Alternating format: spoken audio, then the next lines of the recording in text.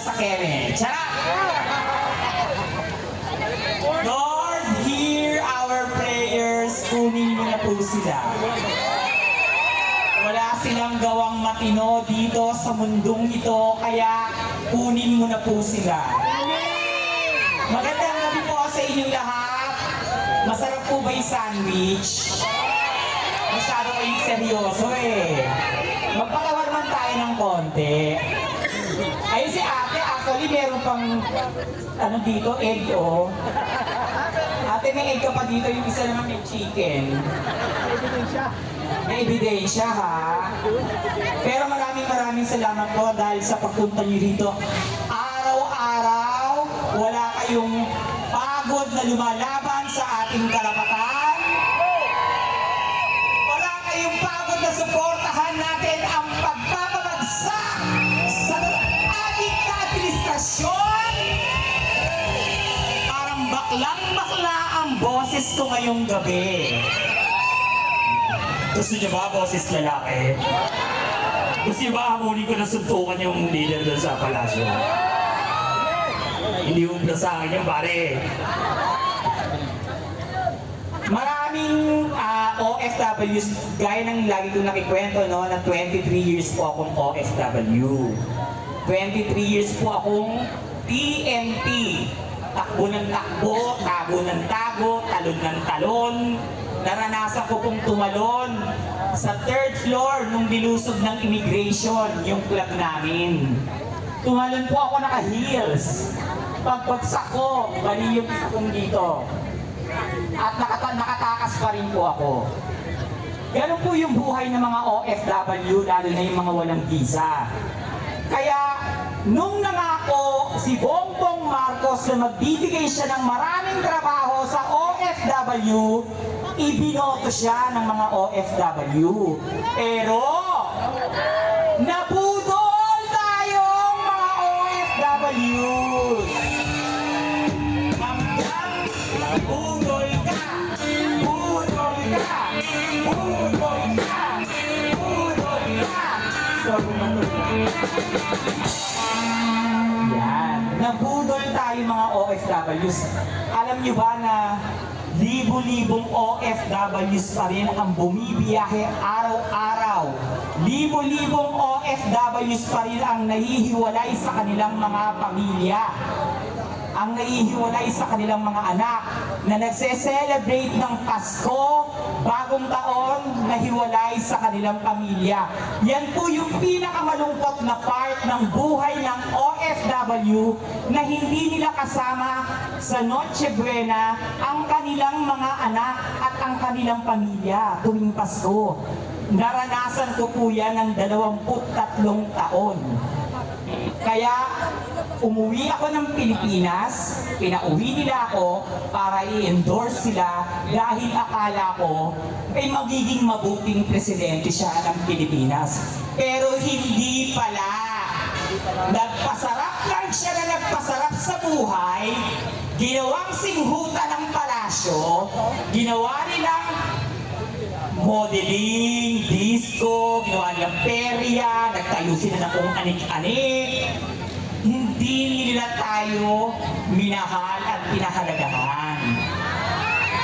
Sinungaling, manggagamit, magnanakaw, adik, lahat ng kasamaan sinalo mo na.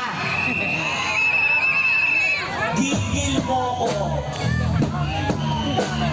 Manggagamit, manggagamit, manggagamit.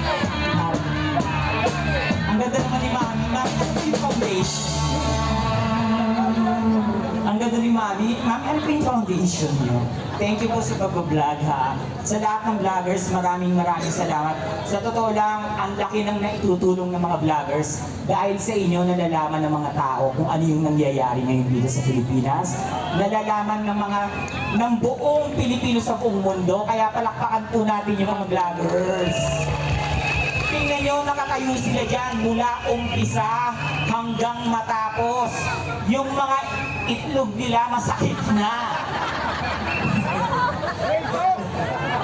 Real talk, di ba?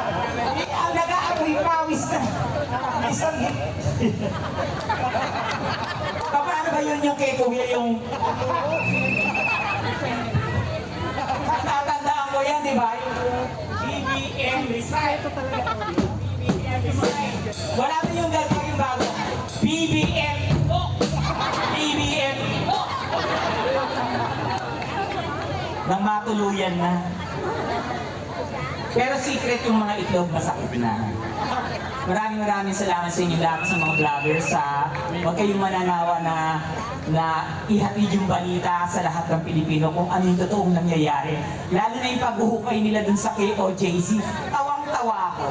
Alam niyo ba, nung araw na umuwi ako galing Japan, syempre 23 years ako TNT at may dalang konting pera, ang nanay ko may sakit sa kayong tatay ko. Ibinili ko sila ng farm sa Batangas. Yes, sa San Jose, Batangas.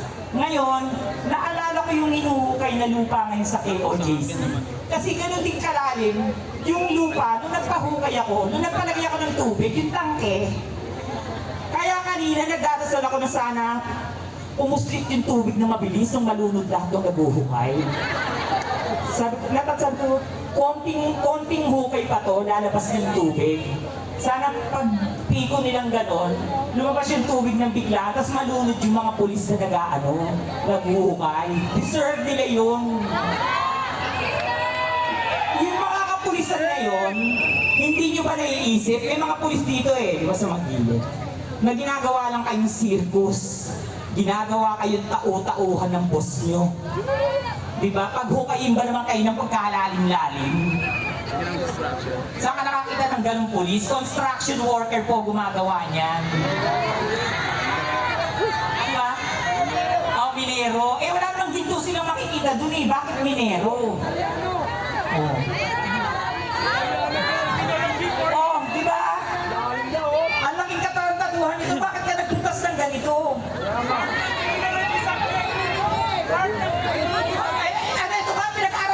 Sa criminology. Ikaw makasagot yan, Anong sir. subject sa criminology? Naranasan mo yan? Science and genetics kineme. Science and genetics kineso. Echoseras, TMS, MS, Echos. Ayan, di ba? Sabi ko, konting piko pa, lalabas na yung tubig dyan, malulunod yan dalawa. Mga gago, di ba? Kung ano, okay pa ba yung takbo ng utak nila? Kung nandiyan yung goal, kung may goal dyan, di na una na akong pinungkal yan. Mga siraulo lang talaga yan. Pulis ba yan o galing mental?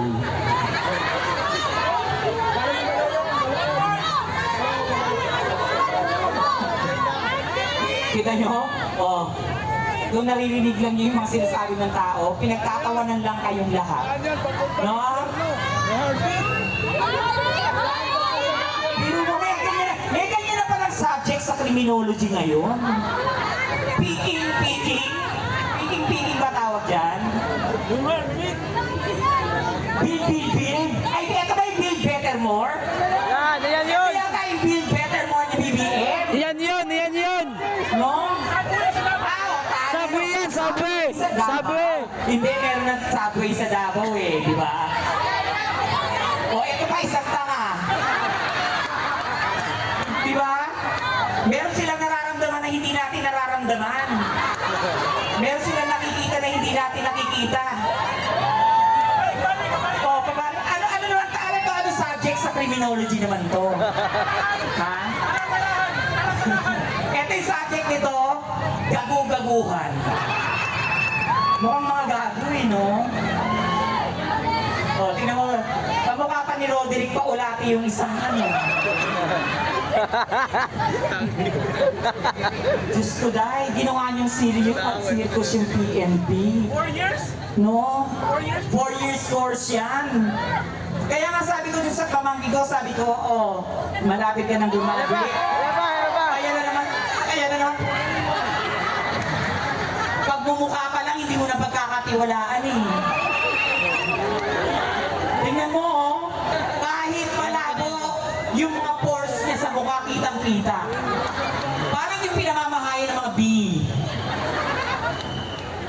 Ang pangit, hindi naman sa panlalaki, no?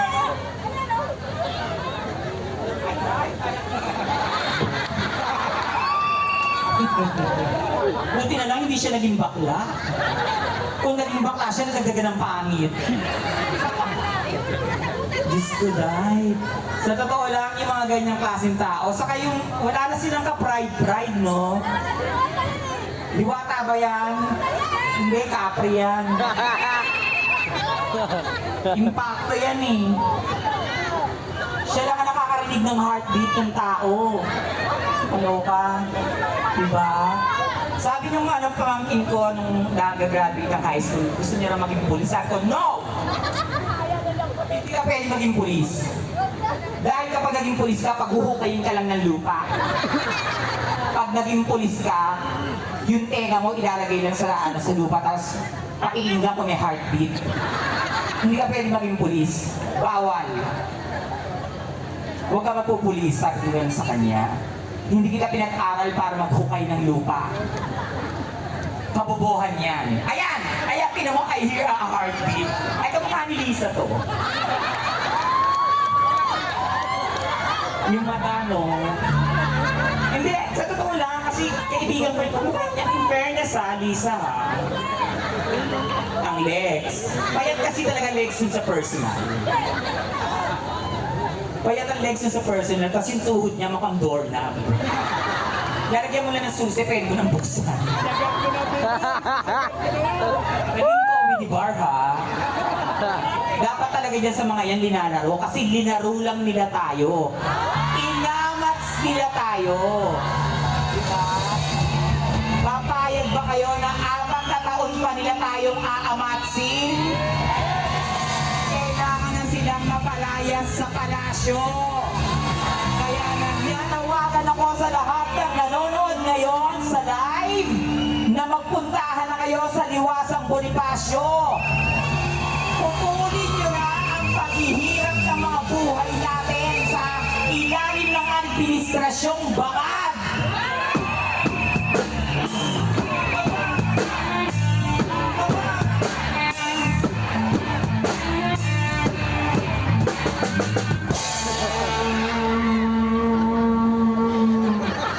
Ayaw nyo mga kaibigan. Talagang, pag ano ka, mag-awal mo, namingwi talaga yung mga bibig niyan. Mga gago. Nagpresidente ka para suminghot lang. Kung sinabi mo yan, di sana ginamingan kita. Ubus ko lahat yan, walang natira sa inyo. So kanina po, nagpa-drug test ako. And happy at buntis po ako, positive.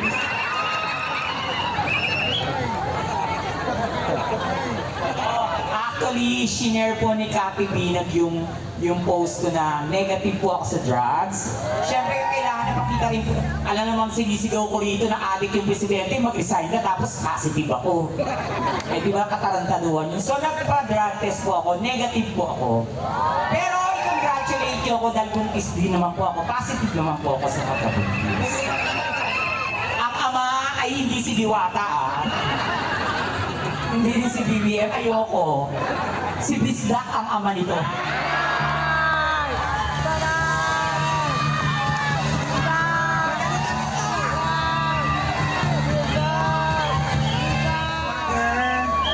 Father, tawagin mo si Bisdak. Bisdak! Bisdak! Bisdak! Bisdak! Kaya inalaw ko yung gabi nyo ngayon kasi masyado kayong seryoso. Gusto ko naman makita na ngumingiti kayong lahat. At yung ngiti na yan, magtutuloy-tuloy yung ngiti na yan kapag wala na yung bangad ng presidente. Amen! Bisdak! Maraming salamat po sa inyong lahat at mag-iingat po tayo natin kasi umuulan. Mahutusal tayo magkasakit. Maraming salamat po, mahal ko kayong lahat. Maraming salamat.